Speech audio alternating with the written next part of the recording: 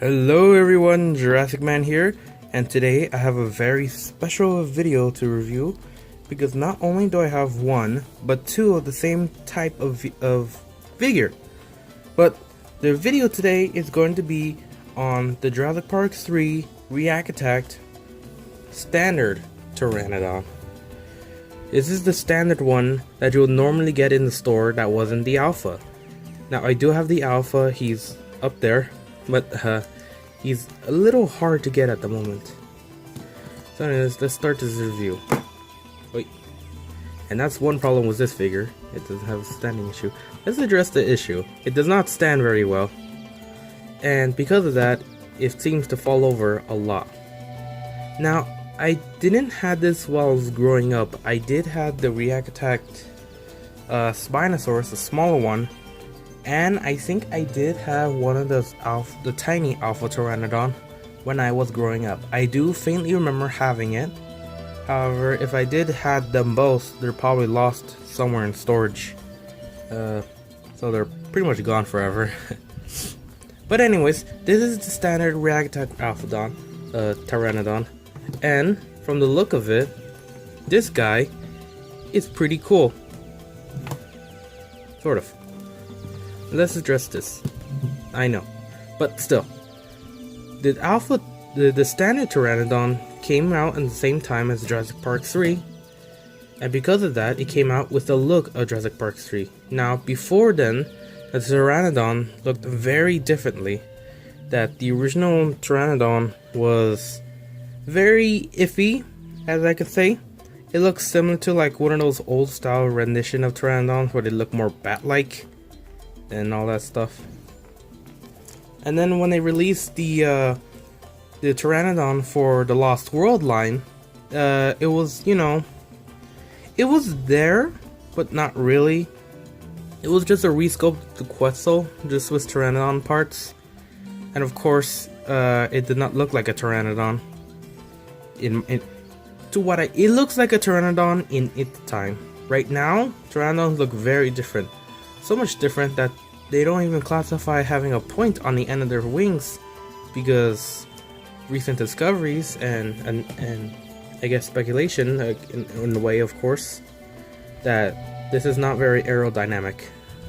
In fact, if his wings were pointed like this and his legs loose like this, it would just keep falling, like this guy. Very accurate. But in all realness, this guy is pretty up to date at the time of 2000. So, what makes this guy much better than most of the React Attack figures?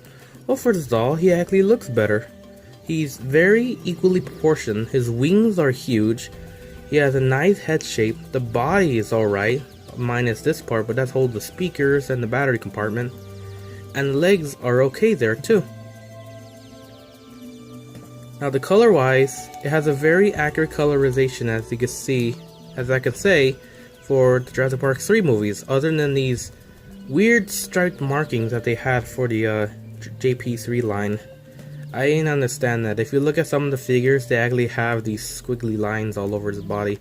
However, the stripes do look good on the head, and that is remarkable. Now, imagine the pattern of the Alpha Pteranodon with this, and is more accurate to the movie's counterpart. With a more darker coloration than this brown, it is more of a light tan brown with some dark brown, beige brown, and it goes up here to a, I guess, modest brown. I don't really know my colors. It does have this right here, a permanent dino damage piece. It's on his back, and depending on how you look on it, it could be bad or it could be good. It's just covered by the back. Anyways, articulations are relatively good. The wings are fully articulated, well, most part. The elbow joint or the shoulder joint, it's very, it could go 360. That's basically, and it could go up and down, sort of like a flapping motion. You can have it up, you have it hanging as the Pteranodon flaps away. Any position could work, although I like to keep him like in this position, because it looks like they're flying. In a position like this, it's a really good one to have it, but it's very hard to do considering that the wings tend to just slide like this, and it's very frustrating to keep it like this. For some strange reason, it's keeping its shape right now. Anyways, let's look on electronic features. Like I said, it has a speaker and battery compartment, so this guy does make noises. However, they're not like the Pteranodon noises you hear from the movie. I really wish so. Instead, they have standard bird calls. Uh-oh. Oh, ain't that a problem? This guy was working when I first tested him. Now he's seemed to not cooperate. Well, when he does work, I'll add a sound box right here. And of course, his dino damage piece call right here. Yeah, that's pretty awkward to do. I gotta edit that in. But anyways, the calls are very similar to his re-release, or its supposed re-release later on, and that would be the Series 2 Tapejara, or Tapejara as some people call it. Basically, these guys look very similar to one another, because they are similar to one another. The head sculpt's the same. The Tapejara only has the crest up there, but in reality, Tapejara would not look like this. It would look more like this. I don't know why they did this, but I guess it was a cheap way to do it. The wings are a different sculpt, and they look pretty good for flapping motion. And they actually have large taloned feet, which, to be honest, Pteranodons or any pterosaur never had. They didn't grapple with their feet. Instead, they schemed the water for fish, and they catched it. They didn't grab fish like eagles. And in fact, they don't even have this. They have like feet similar to us, where it's flat. Mainly, they only have flat feet just to stand, just to stay there, rest for a while, and then flap away. That's basically what their feet were just used for, just for minor walking and positioning.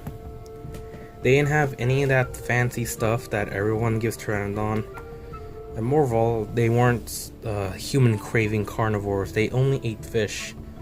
And in fact, another thing, just like the Pteranodon toy, this guy has no teeth. Forgot to mention that. Anyways, just like the original Pteranodon, he has this dark green coloration with light green on the bottom. Still with those strange stripes, and a white underbelly, a bit of white on the crest, and a yellow stripe on the back.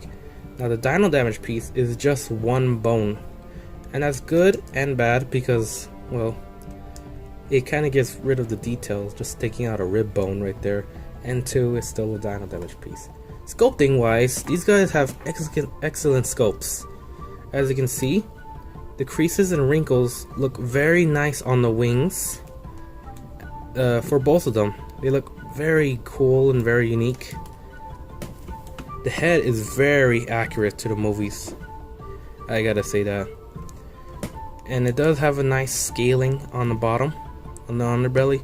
Pteranodons were scaled, they didn't have feathers. However, they did have another type of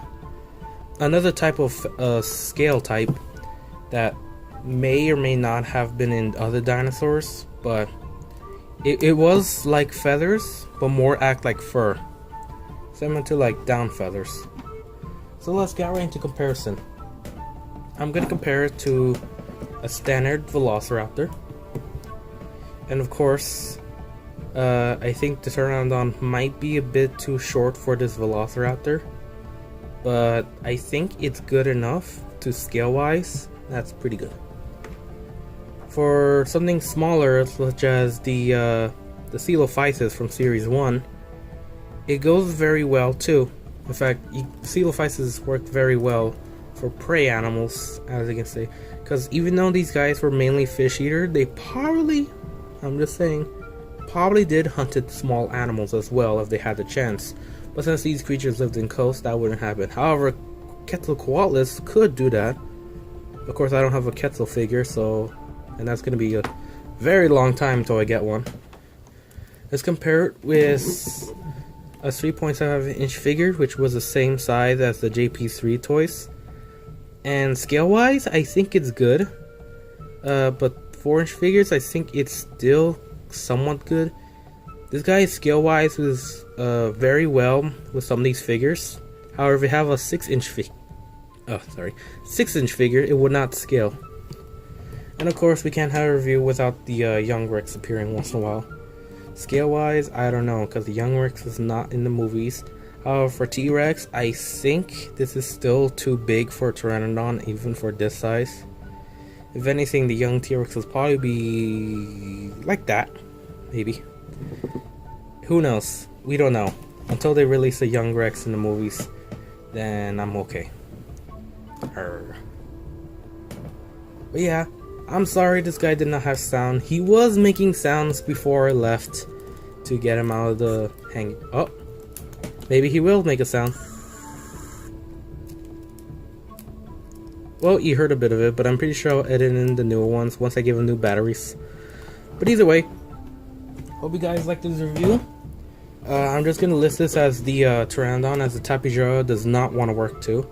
And yeah, I hope you guys liked this review. Remember to comment, like, and subscribe. And I'll see you guys next time.